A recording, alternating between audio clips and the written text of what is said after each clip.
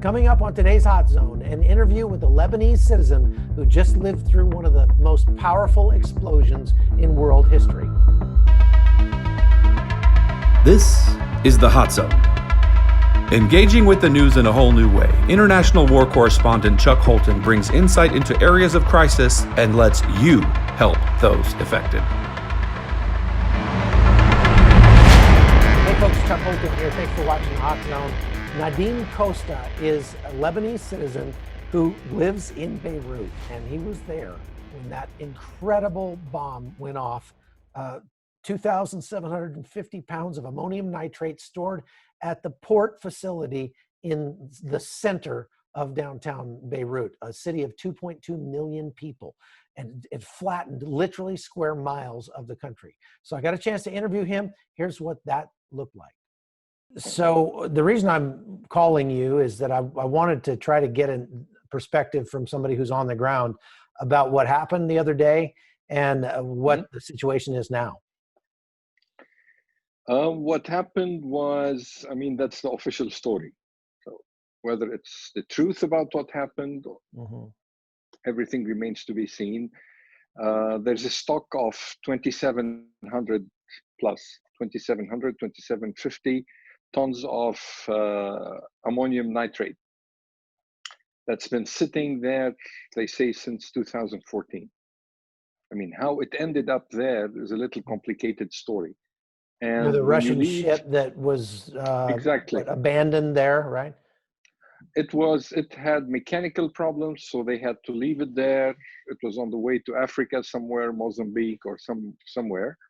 And eventually they had to leave it here, and they had to keep the stock here. And I'm not a chemist, but the way I understand it is that if you leave this kind of material and it gets moist, which is normal in humid weather, and you leave it by the sea, it becomes a little rocky and it starts to decay, and the probability of being more flammable becomes a higher risk. Becomes unstable. Exactly. Right. So, but also the way I understand it is that it needs something to detonate it, to start it, which is where the theory or the conspiracy theory of an explosion takes place. Okay. So was it detonated? Was it an accident? Nobody knows. Well, and I think so. I think frankly, somebody knows. Yeah, I think I imagine somebody so. knows. I haven't seen any explanations for the original fire and explosions of the fireworks, which it appears were in the building right next door. Is that correct? Yes, or in the same hangar. Oh, we're talking at the huge hangar down there. Right. And that's what they say again. If they stored flammable material next to it, that's even a bigger mistake. The way I felt it, frankly, the first few seconds, I thought it was an earthquake. So because the where I was staying, the whole house, the chairs were shaking, and I thought, wow, that's a big earthquake. And then multiple explosions. So. How far from the ground zero were you? I was far. I was like, I would say almost 8 kilometers, like 6 miles, a little less than 6 miles away. But I was on a hill overseeing the whole thing. That's where I live. So on a hill, you take the whole thing. Lebanon coast is narrow, and there are lots of hills on the way in. Right. So that's how I felt it. And immediately I went down to the city because our offices are down there, and I wanted to assess the damage. So luckily, thank God no one was there in the office. We left like half an hour before the explosion, but the office is almost, I don't want to say wiped out, but severely damaged. So now the death toll that I'm being told, or at least that we're seeing here, is somewhere in the low hundreds. Do you expect that will be eventually much higher than that? Or, I'm surprised that it's that low, actually. Frankly, I think if I would be surprised if it doesn't double, if those numbers don't double, because there are probably 150 people, 130 people who are still missing, unaccounted for. So far, just now, I heard that we passed the 150. So if you have 150 missing, that we're looking at 300. And again, I believe it's God's mercy, because if this same incident took place like 2 hours early, that highway across Beirut port was packed. I think we would have ended with like more than 10,000 people dead. I mean, that day, it came after 4 days of closure because of COVID-19. And following it, I mean, the country was opening for 2 days and closing again for 5 days. So everybody was rushing, doing their work, doing stuff, finishing banks, schools, everything. So everybody was on the streets that day. So if the incident took place a few hours early, that would have been miserable. 10 times miserable than it is now. So I'm hearing from a lot of people here in the United States, these conspiracy theories that there was a missile attack or some sort of attack like that. Is that being shared on the ground? Those kind of rumors circulating on the ground there as well, or do people pretty much believe that it was what they say it is? Just a really. I attribute it to Hanlon's razor, which is a kind of a philosophical razor that says, don't attribute to malice what you can more easily attribute to stupidity. And it seems like that might be the case in this case as well. The rumors are picking up more than stupidity, frankly. Our history is filled with stupidity excuses. The reality always comes out a little more few years later, and reality hits. So I'll tell you where's the real problem. The real problem is that it's not the question of it's stupidity, it's human negligence, it's human error. Okay, I think the problem is not about human error versus a military attack or something. The problem about the causes and knowing the causes is about the trust that people have in the authorities. There's no trust. I've never seen. I was born in Lebanon, lived in Lebanon all my life, or most of my life. I've never seen people, the Lebanese people, losing trust in their government as the days we are living now. So this will definitely contribute a lot towards that. So whatever the authorities say, people think the opposite. Especially that immediate reports came up, it's okay, it's an accident in a fireworks warehouse. Like, what kind of fireworks are these? It's huge. It's definitely not fireworks. So, and it went, and the government insisted it was fireworks, and people lost faith in their government, and that's the real problem that we're facing today. So, and as you can see, I don't know if you know, but we've been on the ground as ministry and as a team since that evening, trying to help people, trying to feed people, some immediate response to disaster. And today we finished the third day. And the only kind of government people on the ground are the Lebanese army, who are trying to keep security stable and who are trying to prevent looting and problems. Otherwise, it's the end of the third day. The government haven't organized any response yet. Wow. Amazing. Which is, what the overwhelming bit, on the other hand, is how the way people are responding. You got people carrying shovels and walking around. You can see people carrying food and distributing, water bottles and distributing, getting into buildings and helping people who are stuck in. But as a government response, there's nothing. There are certain trucks and trailers helping to remove the rubble, mainly focusing on Beirut port. But all the residential areas, you're talking about more than 8,000 houses were partially or completely destroyed. So there's no government response yet. And today I was like, this is not acceptable, guys. I was connecting with people. We are willing to play the role of the government. But then you get into the power struggle. No. We have to do it. You have to do it. And people are still nothing. So I know that there was already a lot of unrest in Lebanon over the response to COVID-19, the economic problems, that I understand Hezbollah is becoming less and less popular all the time. It seems like whenever an insurgency becomes the majority and gets into power, that sort of happens eventually.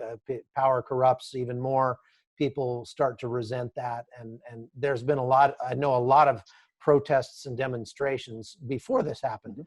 Have there been any protests since? I think tomorrow is the first call to start again. Yesterday, last night, there was I would say, a few incidents around the Parliament building. Demonstrators throwing rocks and stones at security, and those firing back gas bombs and stuff like this. But tomorrow, there's a call for a big rally in the afternoon downtown. Well, tell me more about your ministry and what you do there. I started it in 2005 in full partnership with Novo US and out of Anaheim. In the Middle East, we call it NEO leaders, NEO leaders. Started in Lebanon as training and serving other ministries, churches, leadership development, strategic planning, all this kind of work into churches. In 2006, we had the July war in Lebanon between Israel and Hezbollah. It was our first engagement in direct ministry in the field. In 2008, we introduced something called Discovery Bible Study, which is encouraging people to have develop their own personal relationship with God based on obedience to the Word of God. So it's very practical way of like the inductive Bible study. But you respond, the obedience is measurable with time and action to it. This kind of grew very quickly because it moved Christian faith from a religion to life, which I'm one of those who believe there are 4,200 religions around the world. And I don't think, actually, I insist that Jesus didn't come to start another religion. So we don't fit, Christian faith for me doesn't fit in the category of those 4,000 religions around the world. He came to bring life, and life is different. Life is interactive. Life allows you to think. Life allows you to serve, and that's what he did. He went around, he served, he loved, he cared, he helped people, and that's what we try to do, the same thing. Actually, for me, Chuck, Christian faith is the only place where you're allowed to think. When Jesus liberates a person, he brings back the ability to think. Every other religion around the world, people follow rituals. This is the many times you pray. This is how you do things, and you cannot do it in any other way except Christian faith, which is for me, again, allow me to say this is different from Christianity in the political arena or religious arena. Christian faith is a lot different. And that's what we try to do. In 2010 and 11, the Arab Spring started, which turned out not to be very springy, I think. But this gave the church, capital C church, this gave the church the opportunity to reach out to millions of refugees in the Arab world and really put hands and feet to Jesus and turning Jesus from an idea to reality by serving, by loving, by caring, by reaching out to other people. And that's what we do. And from there on, ministry has been, and when people frankly ask what we do, I tell them we follow God because he opens the doors and we step in. That's why we ended up now serving in almost 15 countries, from Serbia down to Yemen, Sudan, and all the way east, although Serbia is not pretty much the Middle East, and Right. But we have a team there. Our team is now around 110 people, 800 volunteers, and God keeps growing this ministry. It's amazing. That's great. So what are the biggest needs in Lebanon and in Beirut right now? And how can people pray for those needs? The first need is prayer itself. For me, what's going on, not only in Lebanon, but in the whole world, is spiritual as much as it is physical. There's an outbreak in evil, and only prayer can stop that. The true followers of Jesus need to step up in prayer and need to be bold enough to fill the gap and stand in the gap and pray for each other and for people and for the break of the hand of evil. And this is what we need to do here in the Middle East. We are praying continuously. And by the way, we're praying for the US in the middle of all this. People weekly pray for the United States. And in the wake of what was going on the last few months, and which is heartbreaking for us. So prayer makes a huge difference. And we have seen prayer at work. Prayer for people like me moves the hand of God. And when the hand of God moves, things change. So they need to pray, commit to prayer, because prayer changes things. The needs are huge. I mean, we start with trauma. We're just spending time with people, praying with people. And this is huge. I mean, Lebanese it's amazing the history of this part of the world and this country. As if there's a cycle. Every few years, then there's a huge event. Every few years, there's something happening and more people dying. And not only Lebanon, the entire Middle East, there's always something happening. Some war somewhere. So we need, only God can break this. I was praying about things this morning and I was like, God, my faith in you is stronger than ever. At the same time, I think you need to show up. You know, it's to show up in the lives of people, show up in life, show up in politics, show up everywhere. So we need to pray for that. Needs, name it. People, basically, some people have literally lost everything. I was going into homes and apartments today, and heartbreaking. I can feel with it because at the kind of last phases of the Lebanese war back in 1990, our own family home was burned down. It was hit and burned down. And I know that feeling when you suddenly, in a blink, look and you have nothing. So you see that empty look on the faces of people. And it's heartbreaking.